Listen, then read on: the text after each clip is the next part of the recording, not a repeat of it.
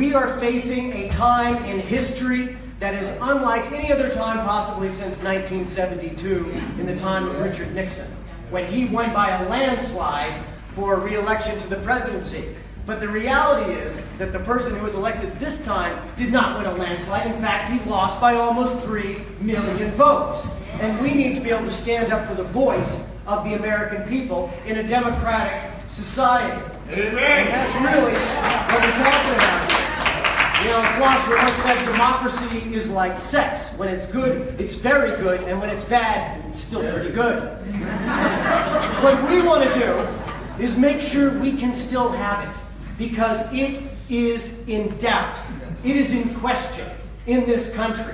Attorney General Sessions, and I hate to use those phrases together, Attorney General Sessions right now is backing away from the enforcements of the Voting Rights Act that protect our ability to vote at all and protect the ability of African Americans to vote at all. So I'm saying we need to organize now, because we do not have complete certainty what will be happening next election time to our democracy. Therefore, protest is more important now than it really has been at most any other time in our country's history.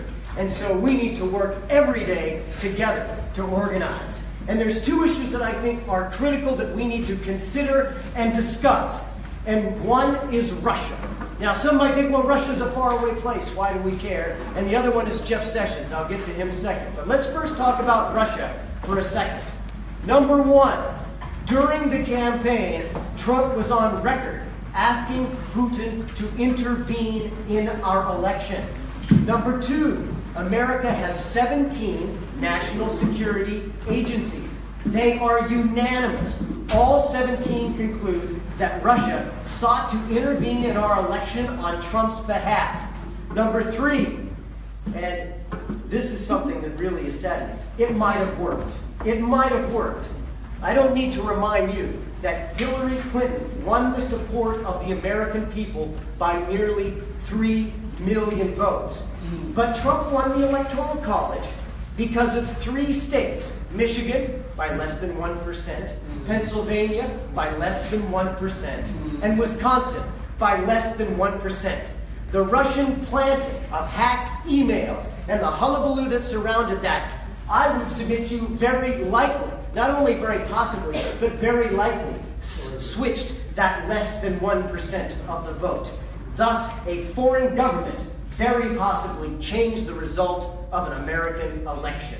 Number 3, Trump and his aides said flat out they had no ties to Russia. Yet, now we have discovered that at least 6 people in the Trump team have had direct contacts with the Russian campaign.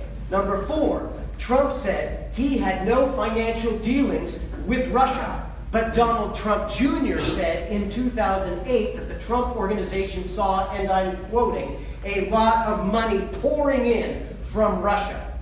Number 5, Attorney General Jeff Sessions, rejected by Congress for a judgeship because of his racist statements, committed perjury just recently under oath, lying to the American people about not meeting with the Russians when in fact he met a couple of times with top Russian officials.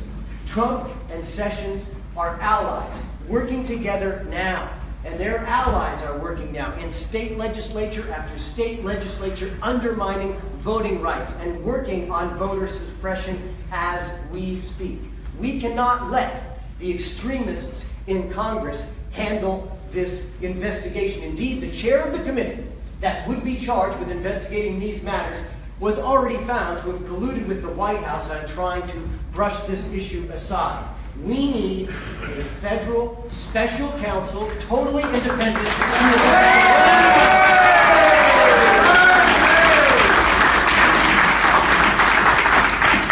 And listen to this. I agree with George W. Bush, who said about the Trump campaign, we all need answers about the ties to Russia.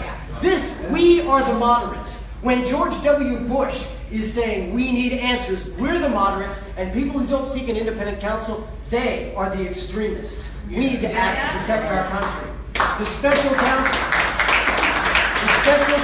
will have access threw subpoena power to Donald Trump's tax records in order to find out what were his financial ties to Russia, and did he violate the Emoluments Clause, which many constitutional experts say he in fact already did.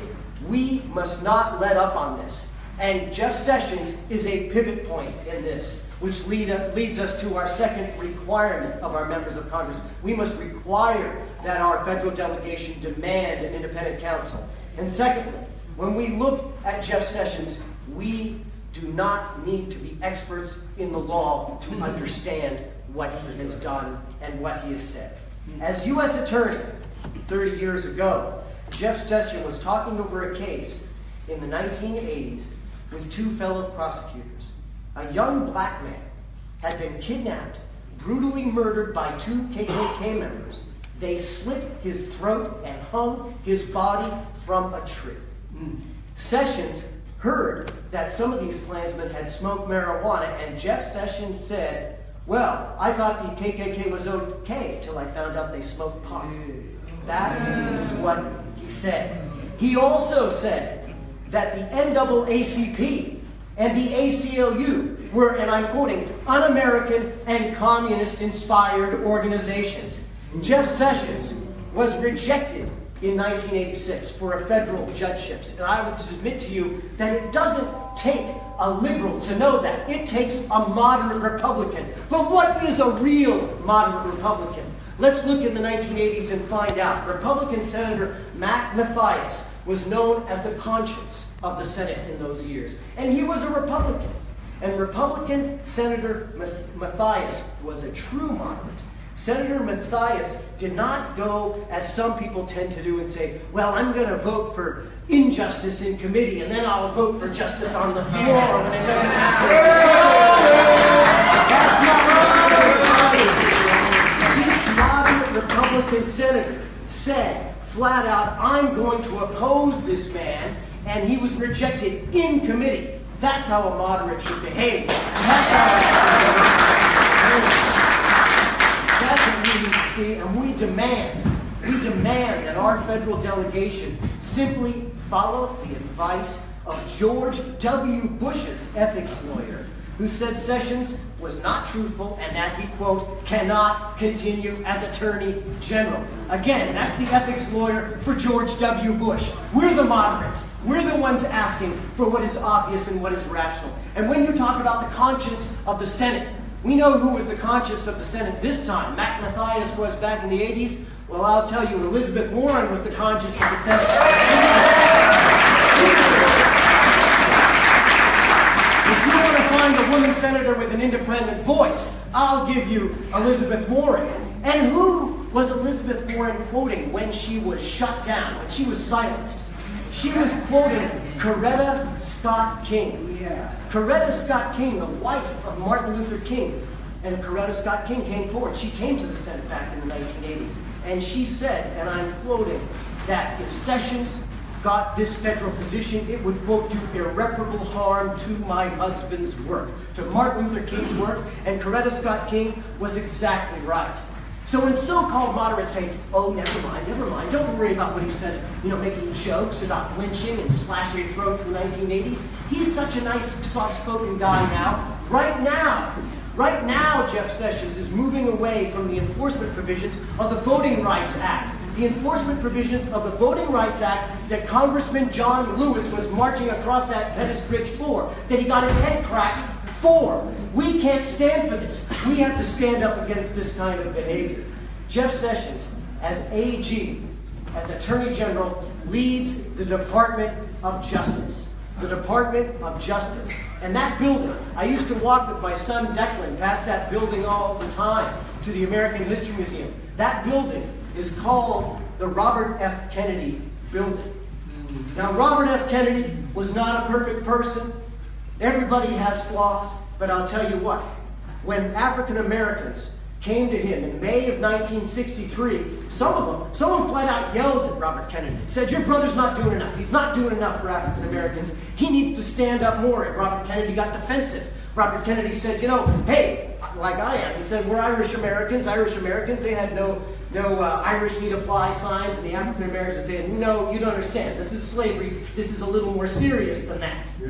And Robert Kennedy got defensive about it, but then, after that meeting, he went to his brother, the President of the United States, and he said, you must introduce this Civil Rights Bill. And against the advice of all his other advisors, JFK did introduce the Civil Rights Bill, and Martin Luther King said it was one of the great positive moments in American history. And less than 6 months later, John F. Kennedy was dead. And Robert Kennedy, along with Martin Luther King, became great focal points of idealism and focus and justice in this country. And during that time, we sometimes can't be cognizant of what it must have felt like to be those two men. Because according to verified FBI reports, those two men got more death threats than any other non-presidents in American history, and neither one of them had Secret Service protection. So they knew every day when they got up that there might be a guy with a high-powered rifle or with a pistol in a kitchen that might shoot them dead. And as we know, though they had this foreknowledge that their life was every day in danger, and that ultimately they lost their lives to exactly that, they got up every day. They got up every day and spoke for justice for this country. They spoke for civil rights for this country. And we owe it to them to get Jeff Sessions out of office.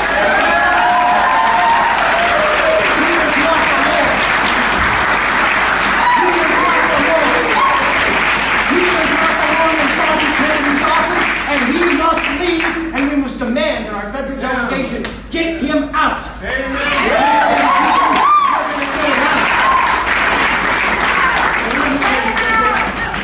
Let me tell you something else.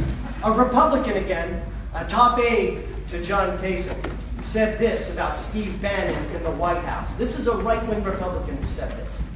The racist, fascist, extreme right is represented footsteps from the Oval Office. Be very vigilant, America. We are the moderates. Those Republicans I respect who stand up and tell the truth about what is happening in this country, because this is not normal. This is not what happens in a democratic society. You know, remember all this about, oh, they're implying Hillary lied, and certainly Mr. Putin wanted to help imply that Hillary lied. Well, according to the Pulitzer Prize-winning PolitiFact, they did an analysis, and Trump, literally, according to PolitiFact, Trump lies 70% of the time he is speaking. 70% of the time he's saying words, lies are and the fact checker for the Washington Post, the professional fact checker for the Washington Post, said in his entire career, there is no politician who even comes close to the lies of Donald Trump.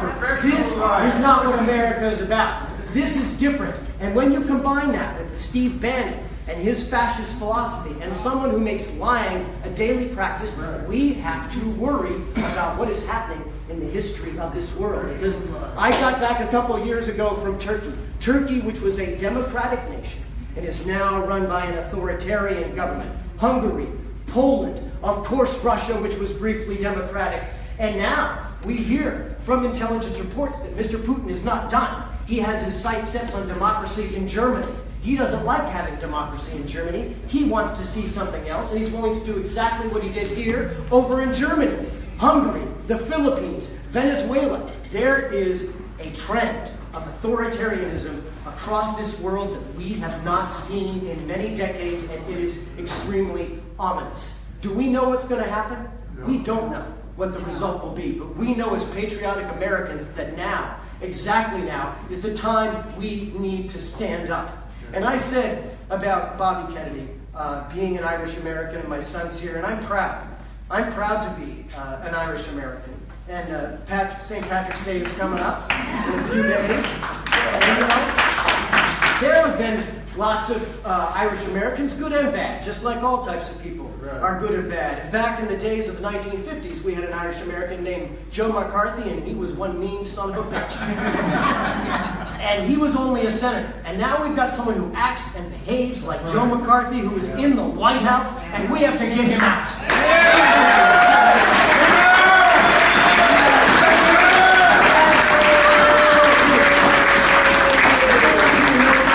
I hope you all have a great time on St. Patrick's Day. had a stroke, and he's had a very tough time, and our celebration of St. Patrick's Day, I'll be out visiting him. I won't be here in Bangor. Will be tougher than our usual St. Patrick's Day. But one thing my father taught me, and that I hope that my son will also remember, when he's not texting over there, is that... But one thing I hope that he would remember is that there's no use in being Irish, and in my view, there's no use in being an American unless you're ready to stand up to a bully. And that's what we're seeing, is a bully. You know, we've had great leaders in this country. My father, who's an elderly man, he saw in person Franklin Delano Roosevelt. He saw Franklin Roosevelt speak out for the vulnerable. He saw the Kennedys speak out for the vulnerable. And that is our job. When Trump goes around and talks like a man, he acts like talking like a man is somehow talking trash about women or grabbing them without their permission. Well, I thought there might be a different standard of being a man, where if you're trying to find out what you should do as a man, you go help others who need help. You help them, you give a hand up. You speak out for the vulnerable. That's what you have to do. You have to be a man. But I tell you what, in a month from now, we're going to have another gathering just like this, and we're going to pull the floor.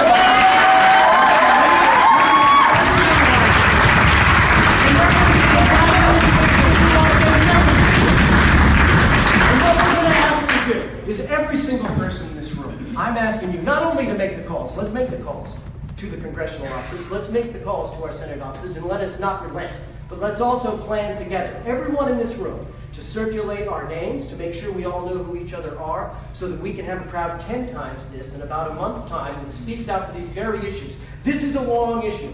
You know, in 1972, when I was a little boy, Richard Nixon won by a landslide. Won every state but one in the Union. A year and a half later, he was gone from the White House because the American people demanded justice, and that is what we're going to do. Let's work on that together.